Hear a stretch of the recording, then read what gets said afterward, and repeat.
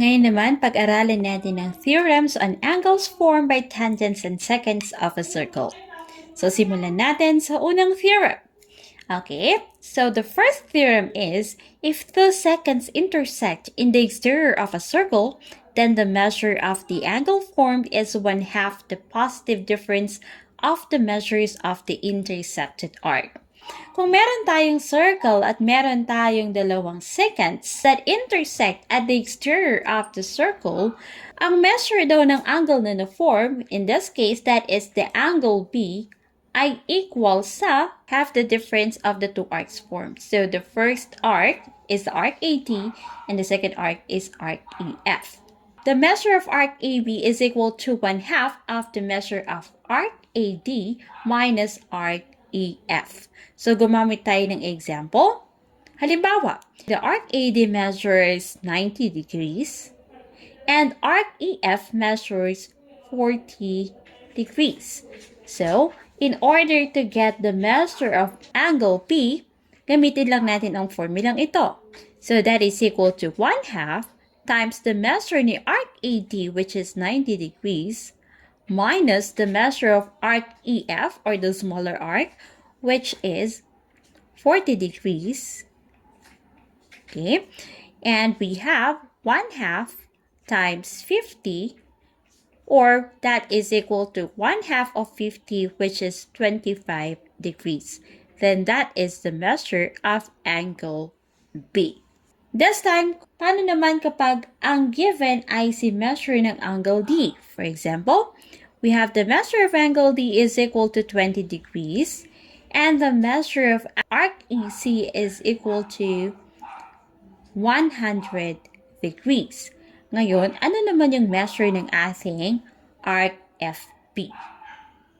Okay? So, pwede natin ulit gamitin ang formula that the measure of the angle D is equal to 1/2 the difference of the measures of the arc AE, yun yung mas malaking arc, minus the arc FP, at yun naman yung mas maliit na intercepted arc. So, kung alin man sa kanila ang nawawala, ang gagawin lang natin ay substitute ang values. Now, we have the measure of angle D, which is equal to 20, is equal to 1/2 times the measure of arc AE is 100 degrees, minus, hindi natin alam yung measure ni FB, which is equal to X. Okay, now, para mas madalian tayo, since we have a fraction, we need to multiply this 2 by the whole equation.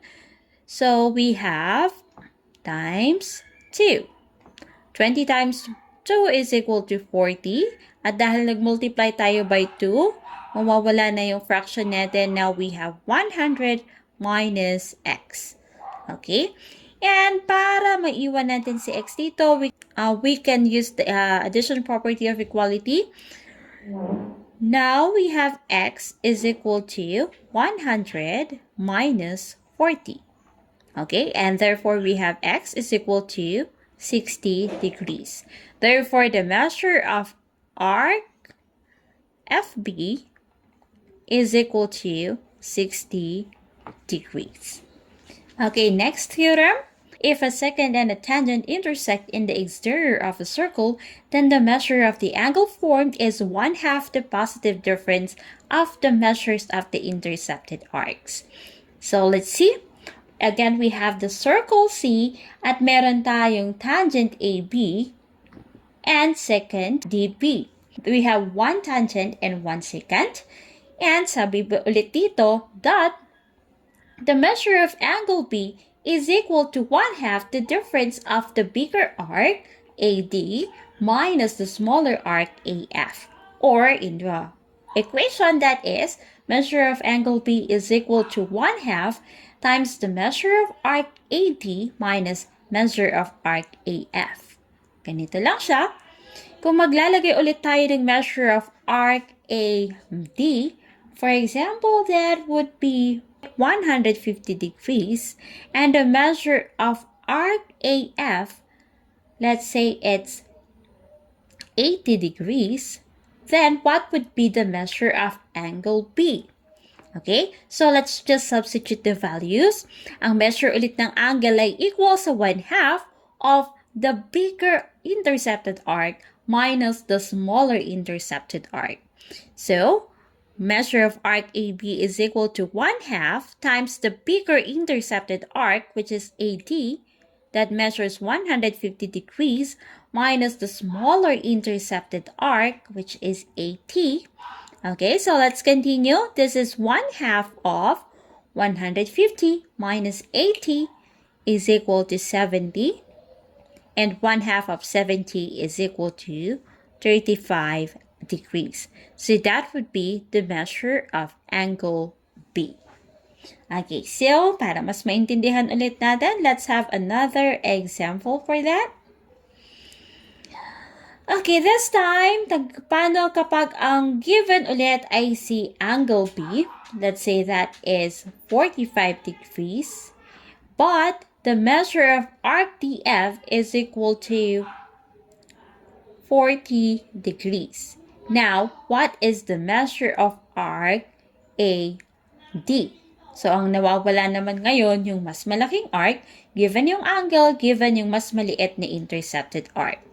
Okay, again, our formula would be the angle formed is equal to 1/2 times the measure of the bigger arc, which is arc AD, minus the measure of the smaller arc, which is arc AF, or DF in this case. So, let's see. Lagay muna natin si measure of angle, which is 45 degrees, is equal to 1/2 times the bigger angle, which is hindi natin alam kung ano yan. So, that would be x minus 40. Okay, again, kung meron tayong fraction, the best way to solve it is to multiply the whole equation by 2, both sides of the equation by 2. So, we have 45 times 2 would be 90. And we have x minus 40. Nawala si 1/2, hindi dahil binura natin, but because 1/2 times 2 is just equal to 1 at pwede na natin tanggalin. Okay, now let's continue. Using APE, lipat natin si 40 sa kabila, or we have to add 40 to both sides of the equation. Therefore, we have 90 plus 40 is equal to x. And 90 plus 40 is 130 is equal to x. Therefore, the measure of, ang hinahanap natin ay si arc AD ay equal sa 130 degrees. Okay, now let's have another case. What if, given ang ating bigger arc, that is 190 degrees, and given din ang ating angle, which is 50 degrees. Now, what is the measure of the smaller arc? Gagamitin pa rin natin ang ating formula. We have the measure of the angle formed, si angle B muna, which is 50, is equal to 1/2 times ang measure ng mas malaking arc minus the measure of the smaller arc. Lagay natin x to kasi hindi natin alam yung values niya. Okay, so yung isa-solve natin. And that is our equation. Now, again, since we have 1/2 here, the best way to solve it is to multiply 2 to both sides of the equation. Now, we have 50 times 2 is equal to 100. And that is equal to 1/2 times 2 is 1. So, meron na lang tayong 190 minus x. Okay, so by APE, we have to add x on both sides of the equation. And also, we have to subtract 100 to both sides of the equation. So, we would have x is equal to 190 minus 100. Okay, so that is x is equal to 90 degrees. At ang x ulit natin ay si measure ng arc DF. Therefore, the measure of arc DF is equal to 90 degrees. Okay, so next one, we have another theorem. If two tangents intersect in the exterior of a circle, then the measure of the angle formed is 1/2 the positive difference of the measures of the intercepted arc. Okay, so this time, dalawang tangents naman ang meron tayo. So we have circle C, and we have the two tangents AB and DB, and they intersect at the exterior of the circle. So, pareho pa din. We are just going to find the difference, or to get half the difference of the bigger arc minus the smaller arc, and that would be our angle. So in this case, the measure of angle B is equal to 1/2 of the measure of arc AED minus the measure of arc AD. Okay, remember we are just using the 3 letters or 3 points in naming the arc because that is a major arc. Okay, now let's go to the example. Okay, so what if the measure of the bigger arc is equal to 200 degrees? So what is the measure of the smaller arc, AD, and the angle B? Okay, so bakit dalawa yung nawawala? You have to remember that the degree measure of a circle is equal to 360 degrees. So we can find the measure of AD by subtracting 200 from 360 degrees. So 360 minus 200 is equal to 160 degrees. Again, the circle measures 360 degrees. So now we have the 200, kaya may kailangan pa natin ng 160 to form the 360. So pag dalawang partition lang meron tayo sa circle, just subtract the other measure from 360 degrees. Now, ang hahanapin na lang natin ay si measure of angle V, and we have to follow the same formula. That is 1/2 times the bigger arc minus the smaller arc. Okay, so now we have measure of angle B is equal to 1/2 times our bigger arc is 200 degrees minus the smaller arc is 160 degrees. Okay, so therefore we get 1/2 times 200 minus 160 is just equal to 40 degrees, and 1/2 of 40 degrees is equal to 20 degrees.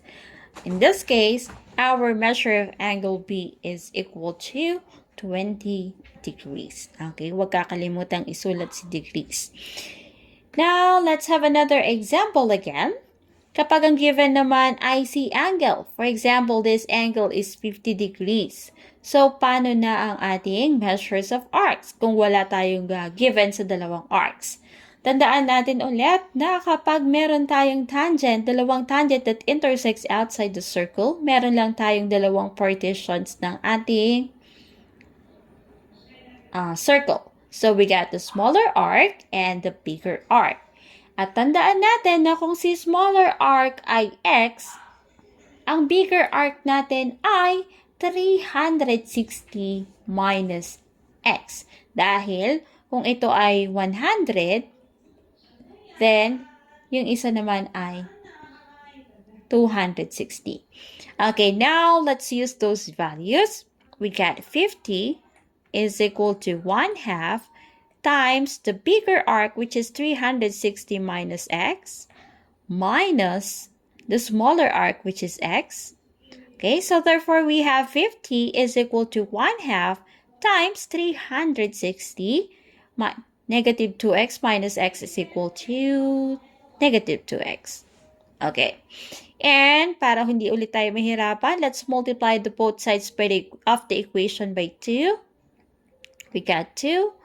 And we got 100 is equal to 360 minus 2x. Okay, so we have 100 minus 360 is equal to negative 2x.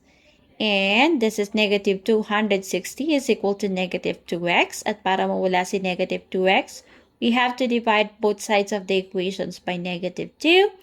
So, 260 divided by 2 is equal to 130. Therefore, x is equal to 130. And x is the smaller angle. So, smaller arc. So, measure of arc AD is equal to 130 degrees. But the measure of arc AED is equal to 230 degrees. Remember that the sum must always be 360 degrees. Okay, now let's go to the next one. Theorem number 4, if 2 seconds intersect in the interior of the circle, then the measure of an angle formed is 1/2 the sum of the measures of the arcs intercepted by the angle and its vertical angle. So this time, the intersection is at the interior of the circle.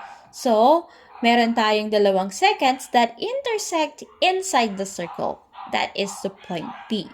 Ngayon, ang na-form nating angle ay it's either we have angle ABE or angle FBD, or also we can have the ABF and EBF. So when we say vertical angle, ang vertical angle natin ay yung katapat na angle. For example, if we have the angle ABE, ang vertical angle niya ay si angle FBD. And if we have the angle ABF, ang vertical angle nito ay si angle EBD. Okay, now let's go to the example. Okay. So again, the measure of angle ABE is equal to 1/2 times the sum of the measures of arc AE and arc FD. So yung i-add natin yung dalawang magkatapat na angle or dalawang intercept. I-add natin yung dalawang intercepted arc ng ating vertical angles. Okay, actually we're getting the average. Now let's see, let's give some example. For example, we have, if this measures 30 degrees and this one is 70 degrees, what would be the measure of the angles? Or the angle ABE and the angle FBD. Okay, so that would be yung angle na hinahanap natin. In this case, we have the angle APE going at, is equal to 1/2 times the measure of the angles. Kahit sino mauna natin. So, the measure of arc AE muna, we have 30 degrees plus 70. And that is equal to 1/2 times 100. And that is equal to 50. So the measure of angle APE is equal to 50 degrees. Kapareho lang din ng measure of angle FBC because they are vertical angle. So that is also 50 degrees. Okay, so let's have another example. Again, paano kung yung arc measures ang alam natin and not the angle? Or paano kung yung angle ang alam natin and not the arc measures? For example, if the measure of angle EBF is equal to 120 degrees and the measure of arc EGF is equal to 250 degrees. So what would be the measure of arc AT? Okay, now let's see. Gamitin ulit natin ang formula na to. The measure of the angle formed is equal to 1/2 times the sum of the measures of the two intercepted arcs. Now let's see. Angle EBF is equal to 120 degrees. That is equal to 1/2 times measure of EGF is equal to 250 degrees plus, hindi natin alam si AD, so let's make it X. Okay, so now we have 120 is equal to, okay, or multiply natin sa 2. 120 times 2 is equal to 250 plus X. And that is equal to 240 is equal to 250 plus X. And X is equal to 10. Okay, so X is equal to 10. Therefore, the measure of this arc is 10. Okay? Or we can just say that measure of arc AD is equal to 10.